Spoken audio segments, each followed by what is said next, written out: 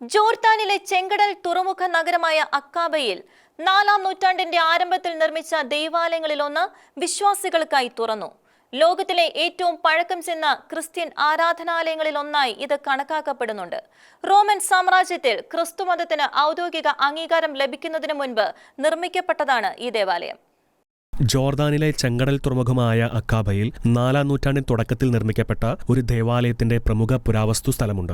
ലോകത്തിലെ ഏറ്റവും പഴക്കം ചെന്ന ക്രിസ്ത്യൻ ആരാധനാലയങ്ങളിലൊന്നായി ഇത് കണക്കാക്കപ്പെടുന്നുണ്ട്. റോമൻ സാമ്രാജ്യത്തിൽ ക്രിസ്തുമതത്തിന് ഔദ്യോഗിക അംഗീകാരം ലഭിക്കുന്നതിന് മുൻപ് നിർമ്മിക്കപ്പെട്ടതാണിത്. അമേരിക്കൻ പുരാവസ്തു ഗവേഷകനായ തോമസ് പാർക്കറുടെ നേതൃത്വത്തിലുള്ള ഒരു സംഘം നടത്തിയ ഖനനത്തിനിടെ 1998 കണ്ടെത്തിയ ഈ ഘടന ആദ്യകാല ക്രിസ്തുമതത്തിന്റെ ചരിത്രത്തിലെ ഒരു സുപ്രധാന നാഴികക്കല്ലായി കണക്കാക്കപ്പെടുന്നു. മധ്യഭാഗത്തുള്ള ഒരു നേവ്, വശങ്ങളിൽ ഇടനാഴികളിൽ കിഴക്കോട്ട് അഭിമുഖമായി ആപ്സ് എന്നിവയുമായി ഒരു ബസിലിക്കയായി ഇതിനെ ഗവേഷണ സംഘം വിവരിക്കുന്നുണ്ട്. ഇത് ഈ പ്രദേശത്തെ ക്രൈസ്തവരുടെ സാന്നിധ്യം സൂചിപ്പിക്കുന്നതാണ്. സ്ഥലത്ത് നിന്ന് കണ്ടെത്തിയ വസ്തുക്കളിൽ സംരക്ഷിക്കപ്പെട്ട ചുവരുകൾ, ഗ്ലാസ് വിളക്കുകൾ, മൺപാത്രങ്ങൾ, റോമൻ നാണയങ്ങൾ എന്നിവ ഉൾപ്പെടുന്നുണ്ട്.